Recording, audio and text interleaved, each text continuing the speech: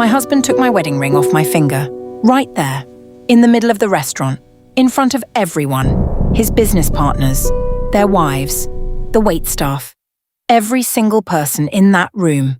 He reached across the table, grabbed my hand, slid it off, set it down next to his wine glass like it was a bottle cap, like I was a bottle cap. Then he looked at the woman sitting 2 seats to his left and smiled at her. I didn't move. I didn't speak. I just sat there with my bare hand on the table and the whole room holding its breath. And then something happened that nobody in that room expected, especially not my husband. The man at the corner table stood up. I hadn't noticed him when we arrived. Most people didn't notice him, which, I would later understand, was exactly how he preferred it. Korean, late 30s, dark suit, the kind of quiet that costs something. He had been sitting alone with a glass of whiskey since before we arrived. He'd watched the whole thing, every second of it, and now he was walking toward our table. The room felt an it before anyone saw it. That shift in the air, that drop in temperature. My husband looked up, and for the first time all evening he looked uncertain. Let me tell you who I am first. My name is Simone, 31, from Atlanta. Moved to Seoul 3 years ago when my husband David got transferred for work. David Carter, American, finance. The kind of man who looked great on paper and revealed himself slowly. We'd been married 4 years. 3 of those years I had given everything. Moved countries for him, left my job, built our life around his schedule, his colleagues, his ambitions. I had loved him the way you love someone when you still believe love is enough. I was still learning that it wasn't. That night was a company dinner. David's firm, 20 people at a long table in one of Seoul's most expensive private dining rooms. I wore the dress he said he liked, did my hair the way his mother preferred, sat where he told me to sit, smiled when I was supposed to smile. I had been doing all of that for 3 years. I should have seen it coming, but I didn't. The dinner started normally enough. Wine, introductions, corporate small talk that all sounds the same in every language.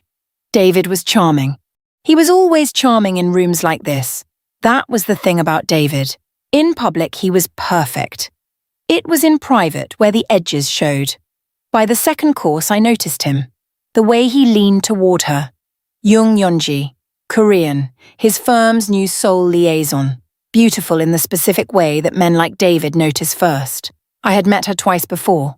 Both times, David had introduced her as a colleague. Both times, something in his voice had been too careful. Tonight, he wasn't being careful at all.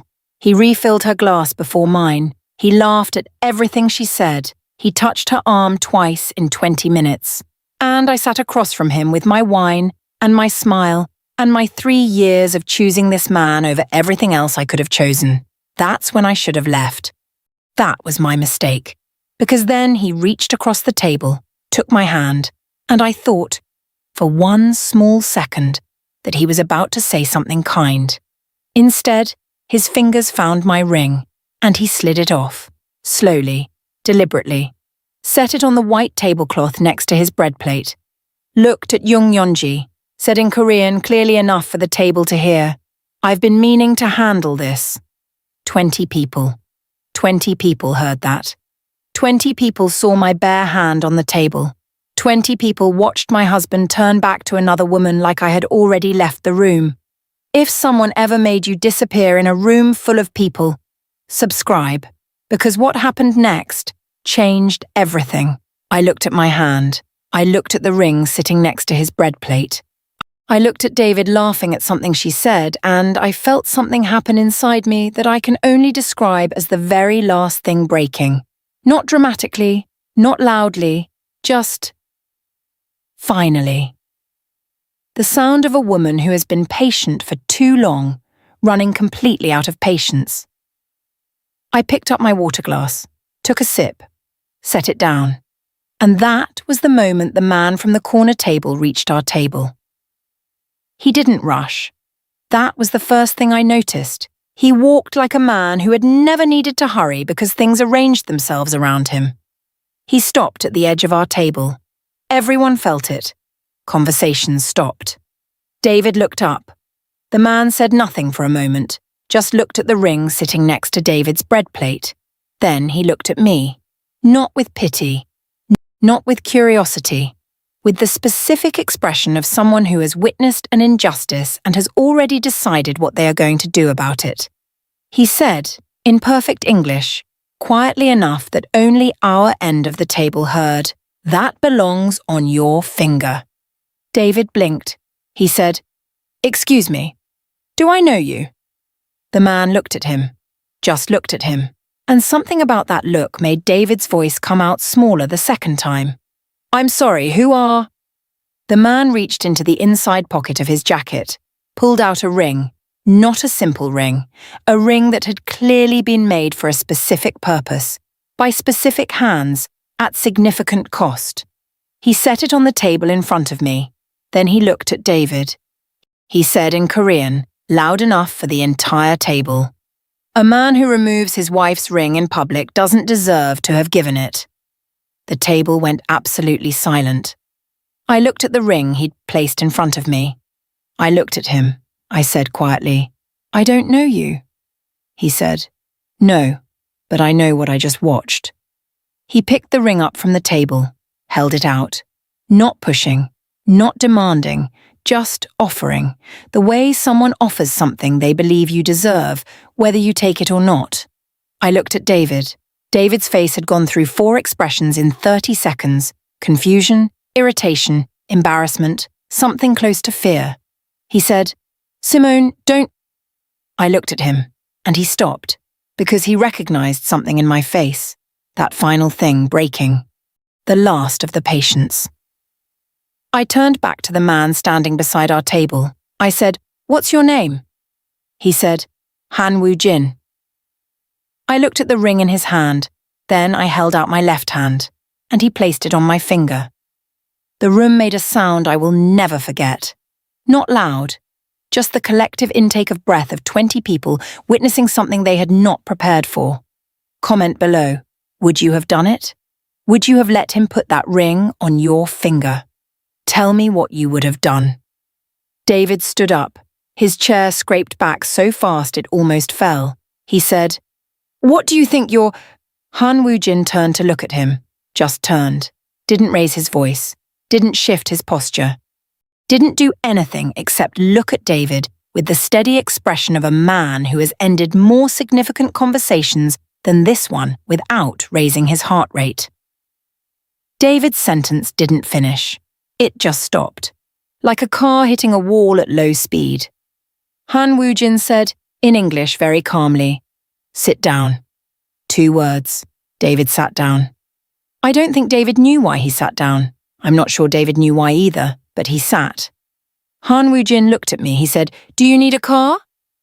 I said, "Yes." He said, "I'll have one outside in 3 minutes." He looked around the table once, not threatening, just acknowledging, the way powerful people acknowledge rooms, and then he walked back to his corner table, finished his whiskey, set the glass down, and waited. I stood up.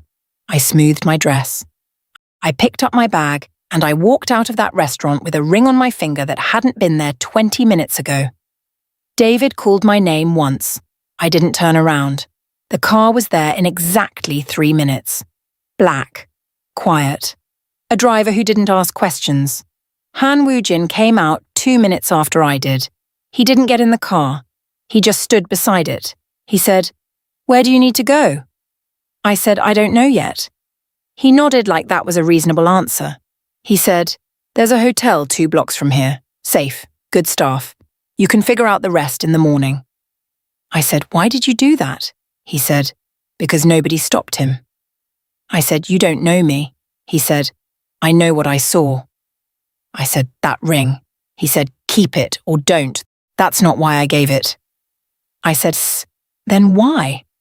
He looked at me for a moment. He said, "Because you were sitting at that table with your back straight and your chin up and your hands folded in your lap while your husband erased you in front of 20 people, and you didn't fall apart." He paused.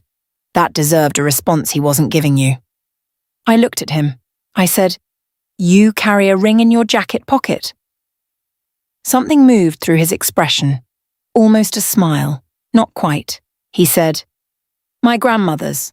I carry it for reasons that are complicated to explain. I said, try. He said, not tonight. Tonight you need to sleep and make decisions that have nothing to do with me. He opened the car door. I got in. He closed it. I looked at the ring on my finger the whole drive to the hotel. I stayed at the hotel for 2 nights. David called 23 times. I answered on the 24th. He said, "Who was that man?" I said, "I don't know him." He said, "He put a ring on your finger." I said, "You took one off first." Silence.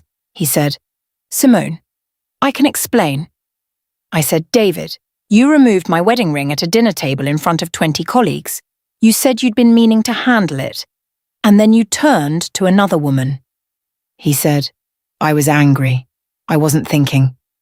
I said, "Oh, you were thinking exactly what you were doing." He said, "Come home. We can talk about this properly." I said, "I'll come back for my things." He said, "This is insane. You don't even know that man." I said, "I know that he saw what was happening and responded." "That's more than you did for 3 years." He didn't have an answer for that, because there wasn't one. I met Woo-jin one more time, 3 days later. He'd left a message at the hotel desk, not a phone number, not a demand, just a name of a coffee shop and a time. I went. He was already there. He said, "How are you?" I said, "Figuring it out." He said, "That's enough for now." I looked at the ring on my finger. I said, "I should give this back." He said, "I told you that's your decision." I said, "It's your grandmother's." He said, "She would have understood why I used it." I looked at him. I said, "You're a strange man, Woo-jin." He said, "I've been told." I said, "Who are you, actually?" He was quiet for a moment. Then he said, "Someone who was sitting in the right corner of the right restaurant at the right time." I said, "That's not an answer." He said, "No, but it's where we are right now." He was right. It was where we were. I didn't know yet who he was. I didn't know what his name meant in Seoul. I didn't know about the guards who waited outside, or the calls he'd made on my behalf without telling me, or the conversation he'd had with David's firm the morning after. I didn't know any of that yet. But I knew one thing. I walked into that restaurant as a woman whose husband had spent 3 years making her smaller. I walked out with my back straight and a ring that fit better than the one that had been taken. And for the first time in a long time, I felt the exact size I actually was. No smaller, no apology, just myself. Fully. Finally, 20 people watched him take her ring. 1 man stood up. That's the whole story. Not every rescue is loud. Not every protection comes announced. Sometimes the most dangerous man in the room is the one sitting quietly in the corner waiting to see if anyone else is going to do the right thing. And when nobody does, he does. Subscribe. New story every single week. Built for everyone who deserved better and finally got it. Drop your city below. I want to know where my people are watching from. And tell me, would you have taken the ring? Would you have gotten in that car? Comment below. Let's talk about it.